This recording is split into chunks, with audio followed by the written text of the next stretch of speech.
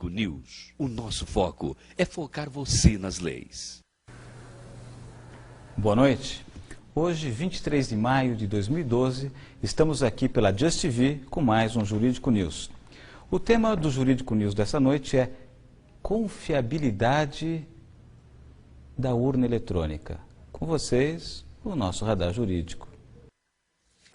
Denúncias de fraudes em urnas eletrônicas aparecem por todo o país. Em Guarulhos, na Grande São Paulo, um candidato a vereador nas últimas eleições reuniu 2,5 kg de documentos sobre a manipulação dessas máquinas. Especialistas dizem que o sistema eleitoral brasileiro não é seguro. Não importa quem vota em quem, se a maneira de contar os votos não é confiável. Guarulhos, na Grande São Paulo, é o segundo maior colégio eleitoral do estado.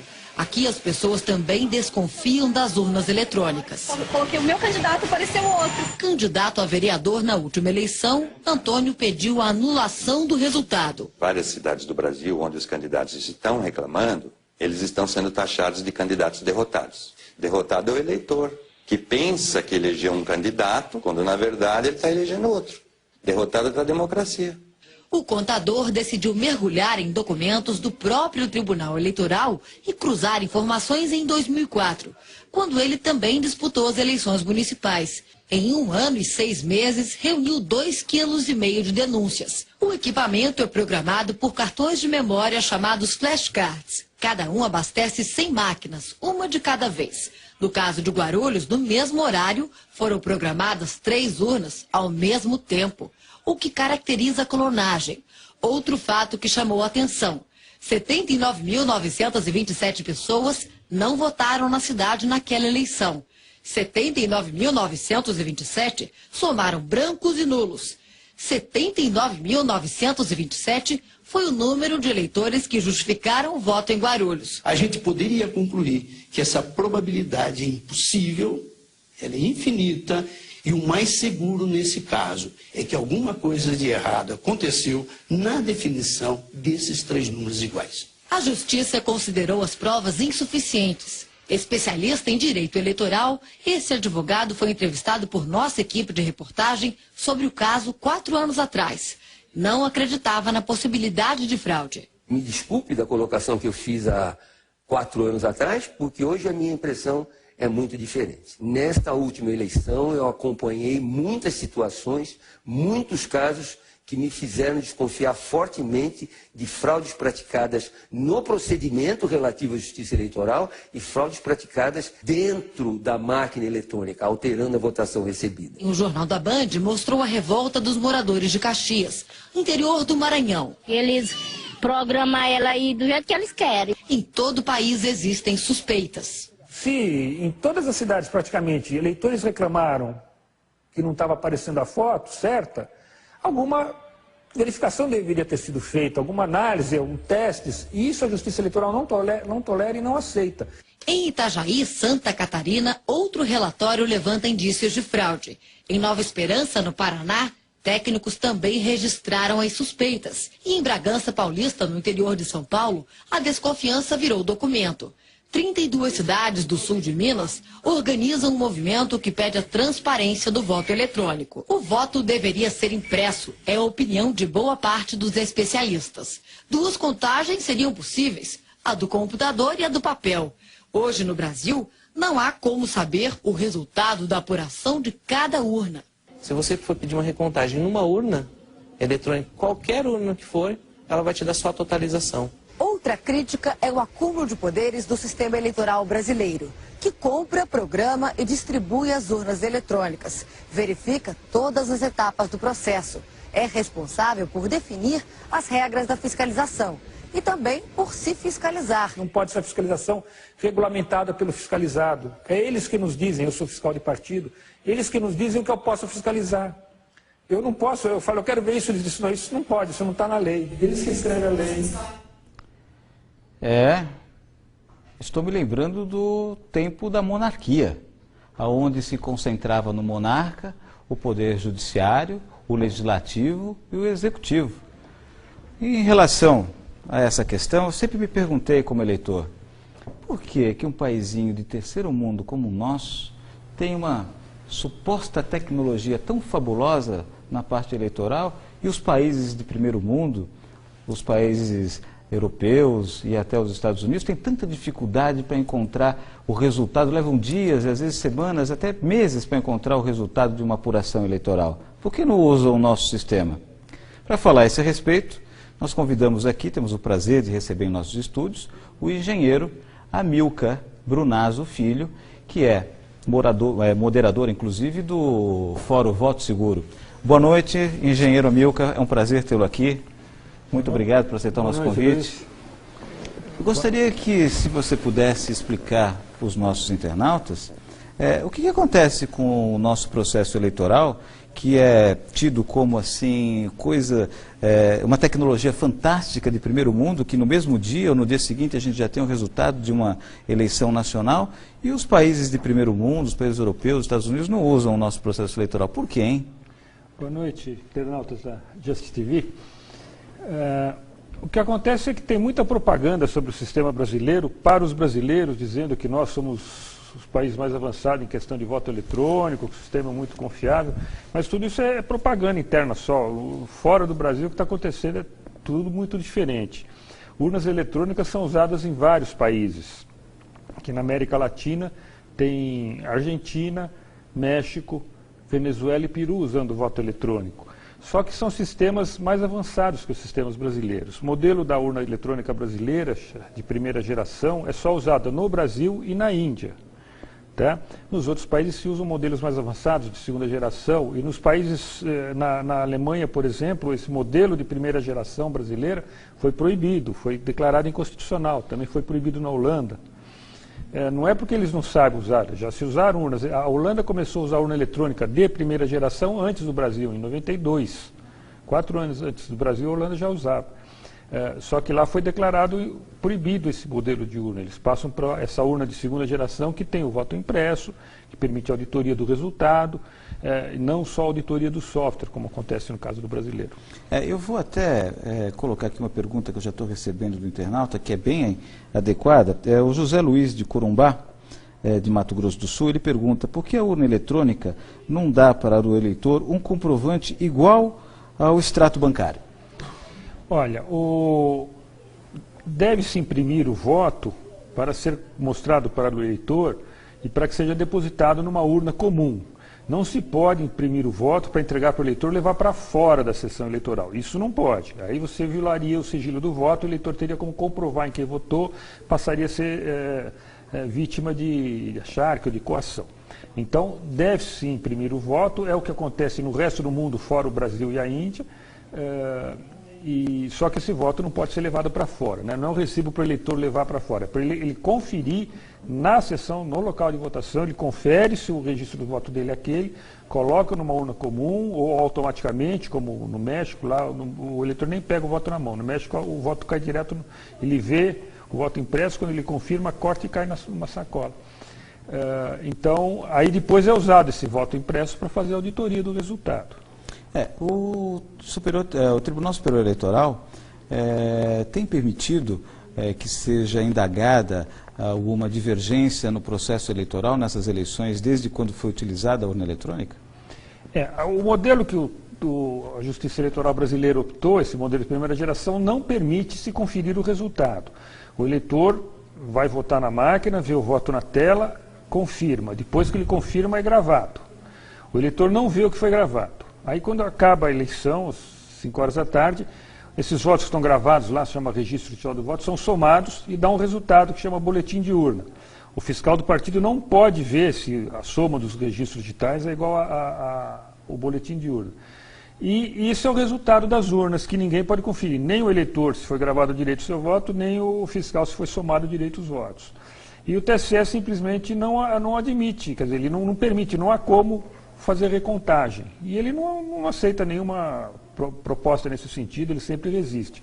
Ele diz que há transparência quanto à produção do software, mas ele não permite transparência para o eleitor. O eleitor não pode ver para quem foi gravado o seu voto.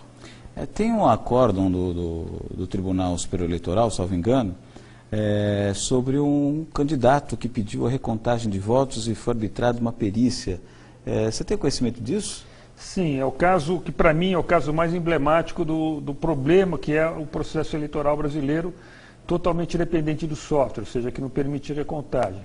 Esse acordo que está aparecendo aí é do caso de Alagoas de 2006, com eleição para governadores, o candidato não estava satisfeito com o resultado das urnas, pediu para fazer uma análise dos arquivos que a urna produz. A urna eletrônica produz vários arquivos digitais que os partidos têm direito a ter acesso. São arquivos de log, de registro digital do voto e do boletim de urna. Analisando esses arquivos, ele detectou mau funcionamento das urnas. As urnas, 1/3 das urnas, não eram todas, eram 1/3, tinham informações incoerentes nesses arquivos. E, então ele solicitou uma auditoria. Quer dizer, contestou o resultado, né? Pediu para suspender o resultado, para que fosse feita uma auditoria nos equipamentos para ver o que era esse mau funcionamento, que estava constatado nos documentos que eles obtiveram. E foi cobrado, bom, o processo demorou, né, 2, 3 anos para ser julgado, isso aí julgado 2 anos depois de entrar do processo, julgamento ainda no TRE.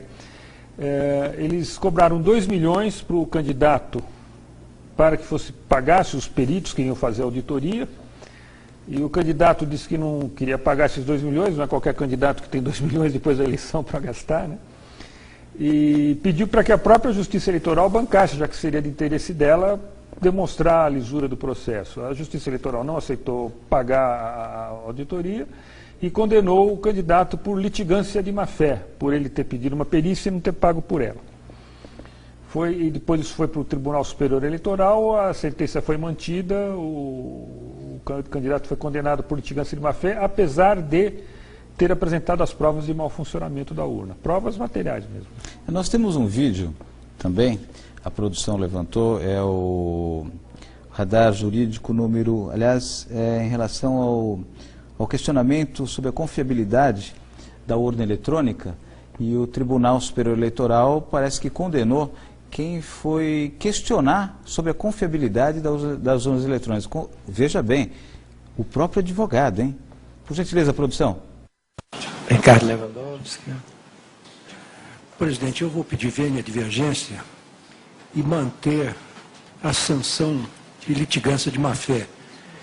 Hoje, essa questão foi amplamente discutida no Supremo Tribunal Federal e num caso criminal, em que se entendeu que o direito de defesa não sofre qualquer limitação, sobretudo em se tratando de um processo criminal, mas o Supremo, por uma votação majoritária bastante expressiva, embora não tenha aplicado multa ao advogado que insistiu em levar avante teses de natureza eminentemente temerárias, resolveu oficiar a ordem para que tomasse as providências cabíveis.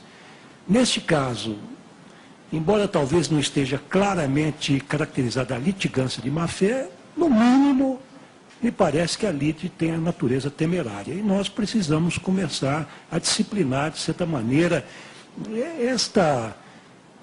esta possibilidade infinita de recursos que nós temos. Já temos recursos suficientes para dar conta, além daqueles que beiram a temeridade e a litigância de má-fé. Portanto, até para um efeito pedagógico, eu acompanho o eminente relator. Eu explico isso. Para efeito pedagógico, eu gostaria de explicar para os internautas que há limitação de recursos. Os recursos não são ilimitados. E ele tem uma única finalidade. Primeiro, a Constituição admite o duplo grau de jurisdição porque admite a possibilidade do erro humano, né? E nada como a revisão.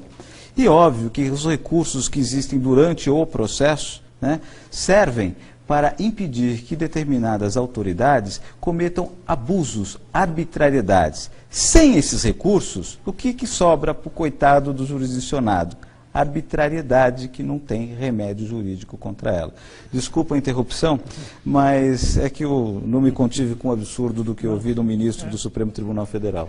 O que ele estava dizendo aí, Luiz, é que quem ousar questionar as urnas eletrônicas, esse é o caso de Alagoas 2006, quem questionar as urnas eletrônicas será condenado por litigância de má-fé.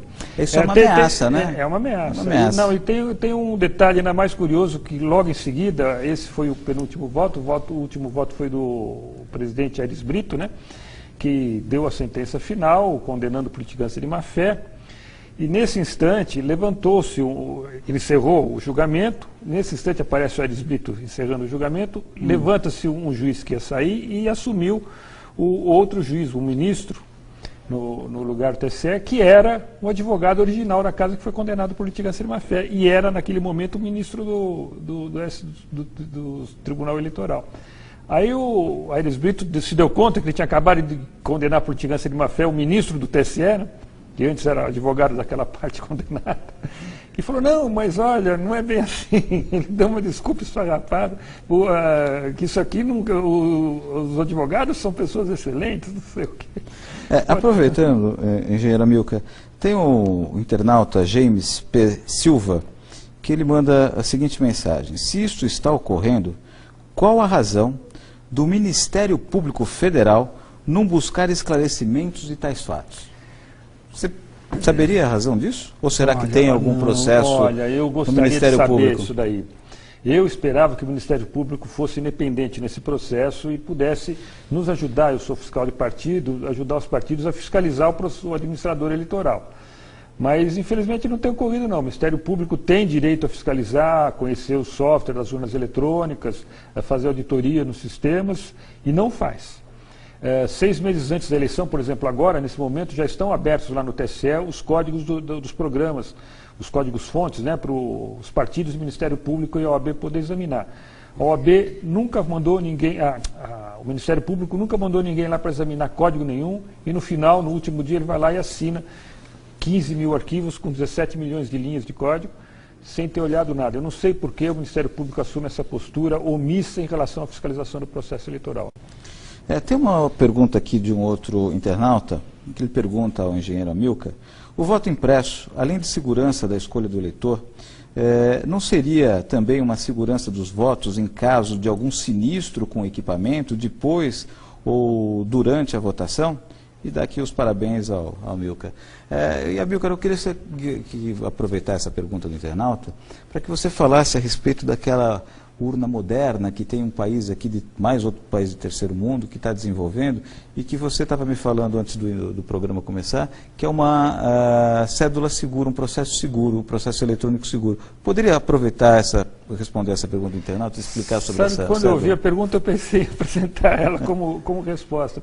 Foi exatamente a ideia que me ocorreu. O que a gente está falando é do caso da urna argentina, o novo modelo de urna argentina que está sendo usado desde 2006 na Argentina. A província de Salta vai informatizar o estado inteiro lá até 2015. Eu acompanhei uma eleição na província do Chaco, que usa esse sistema aqui de gravação do voto. Essa aqui é chamada boleta do voto eletrônico, ou cédula do voto eletrônico, que é a grande novidade do sistema argentino. O eleitor recebe essa cédula para votar, ela é uma cédula em papel normal, né? E ela é dobrável, é papel normal, do lado de cá se imprime o voto. Ela é em branco, né? O eleitor recebe ela em branco, não tem essa parte impressa aqui. E aqui nesse canto, está vendo essa bolinha que tem aqui? É um chip eletrônico que está embutido aí, um chip de radiofrequência. Então, quando o eleitor recebe ela em branco, o chip virgem, sem nada, põe na máquina para votar, o voto é então gravado no chip e impresso no papel. Ele vota na tela, como ele vota na tela, é uma tela grande, de 20 polegadas, colorida, ele põe o dedo na cara, na fotografia do candidato. A diferença é que ele recebe de volta o voto dele. Ele põe isso virgem na máquina, vota quando ele é impresso e gravado. Aí o eleitor pega isso na mão, confere o que votou, vê se o que ele votou é isso mesmo. Se não for, ele não estiver satisfeito, ele rasga e pede outra vazia. Se ele estiver satisfeito, ele leva isso daqui até uma outra máquina, que tem lá mais de uma urna por sessão eleitoral, coloca na máquina e aparece nessa outra máquina, é lido o chip e aparece igual que está impresso. Ou seja, o eleitor pode conferir o que foi gravado como sendo o seu voto. Isso o eleitor brasileiro não pode fazer, né? O argentino pode. E com isso, se acontecer na hora da apuração que haja alguma divergência, quer dizer, a gravação deu defeito, o que vale é o voto impresso, não é o que está gravado. porque o voto impresso o eleitor viu. Tá? Então existem soluções tecnológicas para essa questão, e está sendo adotada no resto do mundo, como eu disse no começo, só Brasil e Índia não usam esse sistema. Esse sistema é utilizado por qual país? Foi desenvolvido em qual país? Esse aqui é na Argentina, a gente chama a máquina de terceira geração, a máquina brasileira e da Índia é de primeira geração, e outras máquinas como do México, da Bélgica, da Venezuela, são de segunda geração, porque imprimem o voto, mas não tem o chip na própria cédula, né? Ele grava o voto na urna e imprime o voto para o eleitor pôr numa urna convencional. Parece que teve um outro país que andou usando as nossas urnas eletrônicas e devolveu, que achou que o sistema não era confiável. Qual foi esse país, hein? É o Paraguai. O Paraguai recebeu de graça 17 mil urnas brasileiras entre 2001 e 2005.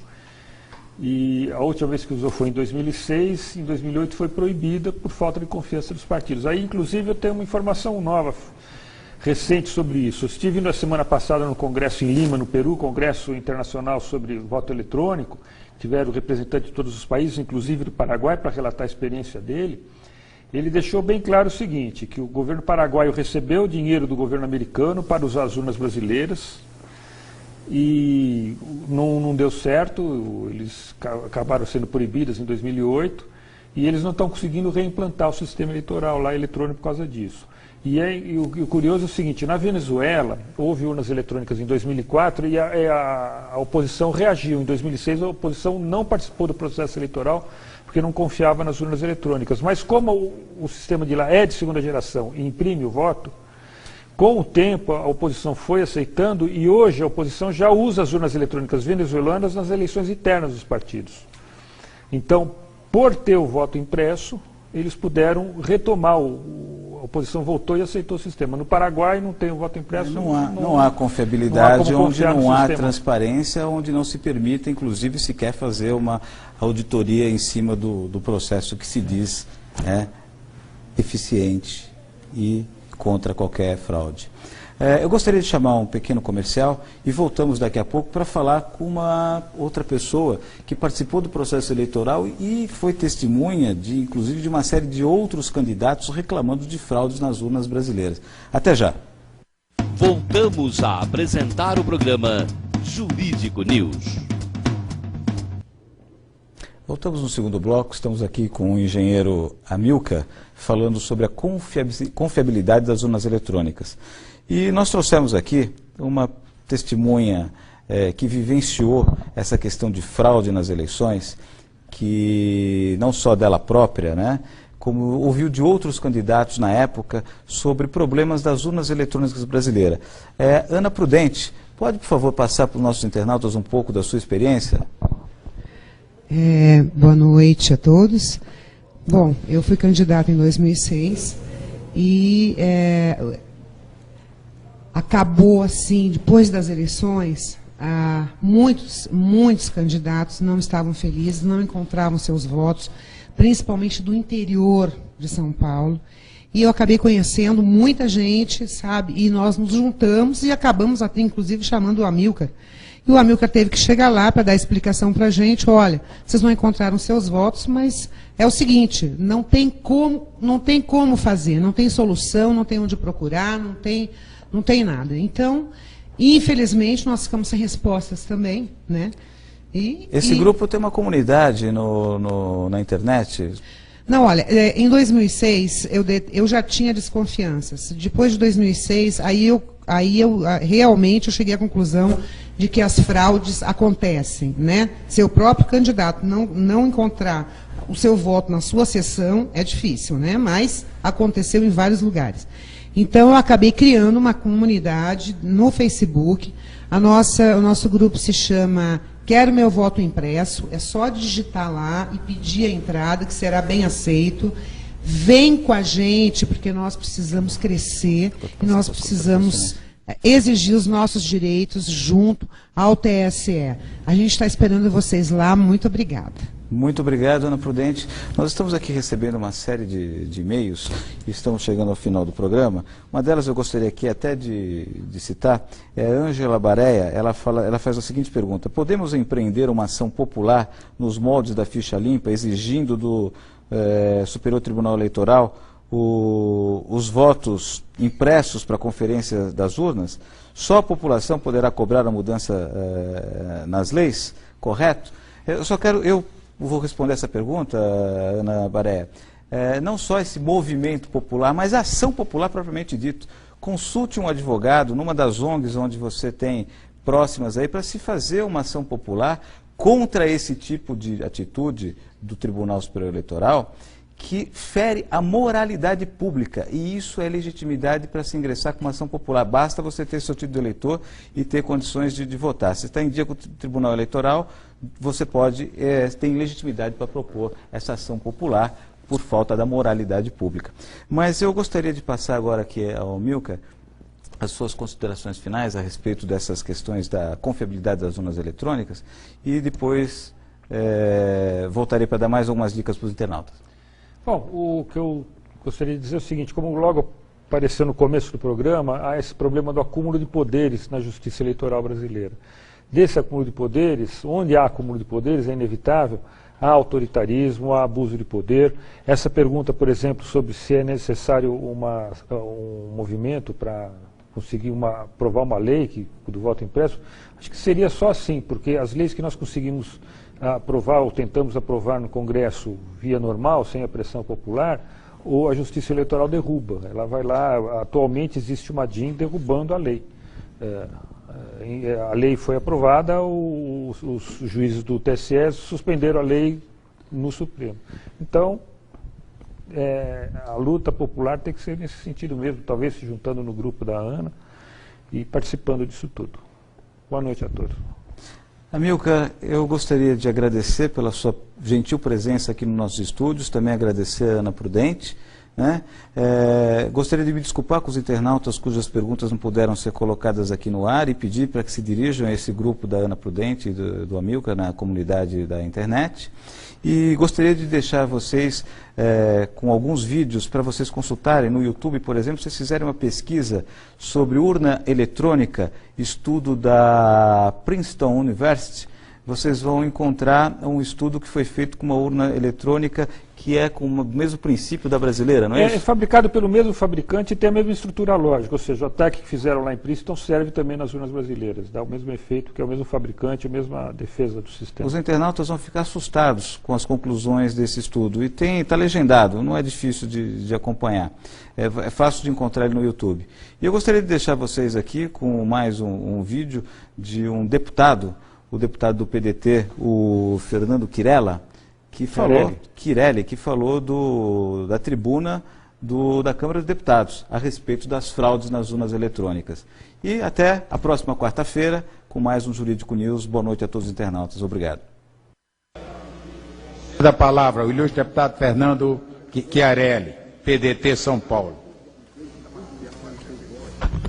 Senhor presidente, povo do Brasil que nos escuta desde lá da Rondônia, desde lá da Roraima, no Acre, até o Pernambuco, até o Rio Grande do Sul, nas fronteiras. Eleitor brasileiro, povo do Brasil, eu denuncio aqui que o sistema eleitoral brasileiro é uma fraude. Eu denuncio aqui que o sistema eleitoral brasileiro é uma mentira. Eu denuncio aqui que o sistema eleitoral brasileiro, via urna eletrônica, é uma trampa e que não existem eleitores, milhões de eleitores no Brasil, e sim milhões de palhaços que vão colocar o voto sabe-se lá onde, porque sabe-se lá para onde vai o voto. Eu denuncio que os programas já estão preparados para criar quem vai ganhar e quem vai perder a eleição. E no decorrer do meu mandato, eu vou provar dia a dia nesta tribuna. O sistema eleitoral brasileiro é uma farsa e é uma mentira. Não existe em lugar nenhum do mundo. O Paraguai devolveu as urnas. Na Alemanha é inconstitucional. Em Portugal fazem piadas. E nos Estados Unidos, inadmissível. Esclareço ao povo brasileiro que eu não sou o primeiro que denuncia que a urna eletrônica é uma farsa para eleger quem eles querem eleger.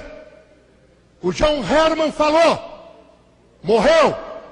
O Enéas falou, morreu. O Clodovil falou, morreu. Povo do Brasil, eu ainda estou vivo. Mas os senhores estão convidados, porque já estou recebendo ameaça de tudo quanto é lado, se trouxer as provas das fraudes. Vou trazer. E o promotor público em Ribeirão Preto, doutor Cirilo, é testemunha de que o sistema eleitoral brasileiro é uma fraude. Hoje, as lideranças, padre, hoje, a liderança, meus amigos do Nordeste aqui presentes, não nascem mais nas lutas, nas brigas, nas ruas, nas disputas, e sim são Esse aqui é o grande. Tudo está combinado. Quem vai ganhar e quem vai perder. Para terminar, não. Muito obrigado a Vossa Excelência. Não, para terminar, por favor.